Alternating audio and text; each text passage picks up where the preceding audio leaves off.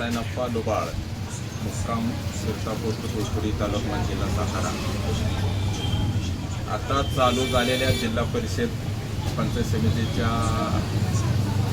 निवडणुकीसंदर्भात मला काही थोडंसं निवडणूक आयोगाला थोडीशी विनंती करावी असे वाटते.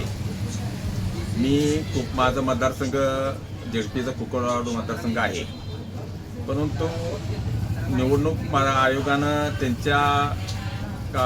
त्यांनी जो कार्यक्रम डिक्लेअर केलेला आहे किंवा जाहीर केलेला आहे त्या संदर्भात मला एक थोडंसं असं एक सांगावं वाटतं की 5 तारखेला जे मतदान आहे त्या 5 तारखेच्या मतदानाच्या संदर्भात मला असं सांगायचं आहे की आमचा बहुजन समाज म्हणजे धनगर असेल, मराठा, माळी, कोळी, साळी असेल, तो माया का चिंचणी यात्रेला जातो. त्या कर्नाटक तालुका रायबाग जिल्हा बेळगाव तिथे सर्व समाज आमचा जातो. पण त्या दिवशीच म्हणजे मतदाना दिवशी तेथील बोनी हा महत्त्वाचा देवीचा जो उत्सव आहे तो त्या दिवशी आहे.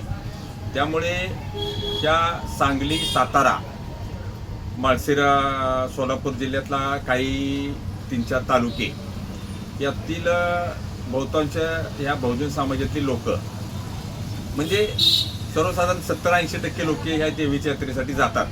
आणि त्याचा मतदानावर ज्या लोकांना कुणाला कुठल्या पक्षाचे आहेत त्याचं आपल्याला घेणं देणं नाही, परंतु त्याचा मतदानावर 70 ते 80% विपरीत परिणाम होण्याची शक्यता आहे.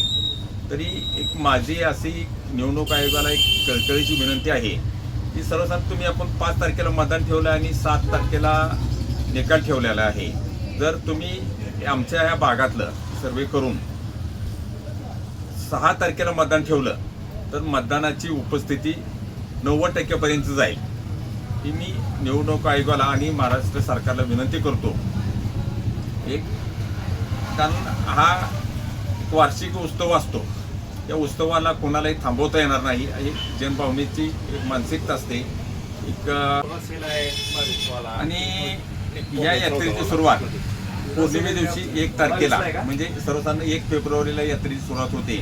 आणि इथून आमचे समाज किंवा बहुजन समाज लोक बैलगाडी यात्रेपासून सुरुवात करतात आणि त्याची सुरुवात 1 तारखेला पौर्णिमेपासून सुरुवात होते. 4थ्या दिवशी यात्रेच्या ठिकाणी लोक पोहोचतात. 5व्या दिवशी बोवणी म्हणजे महाप्रसादाचा कार्यक्रम असतो. कारण ह्यात कुठलाही पारंपरिक आल्यामुळे ह्यात कुठलाही बदल करू शकत नाही. कारण 1, 2, 3, 4, 5 प्रत्येक टप्प्यावर मुक्काम करून ह्या 4 ते 5 जिल्ह्यातील लोक तिथं टप्प्याटप्प्याने तिथं पोहोचतात आणि 5 तारखेला तिथं बोवण्याचा कार्यक्रम म्हणजे महाप्रसादाचा कार्यक्रम होतो. 5 तारखेला कार्यक्रम झाल्यानंतर ठराविक बैलगाडीवाले सोडले, समजा एक 5% लोक सोडली तरी 90% लोक परत येतात. निदान 7 तारखेला 10-11 वाजेपर्यंत सकाळी इथंपर्यंत पोहोचतात. त्यामुळे मतदान 6 तारखेला म्हणण्यापेक्षा 6 तारखेला लोक 10-11 वाजता पोहोचतात आणि त्याचं मतदान.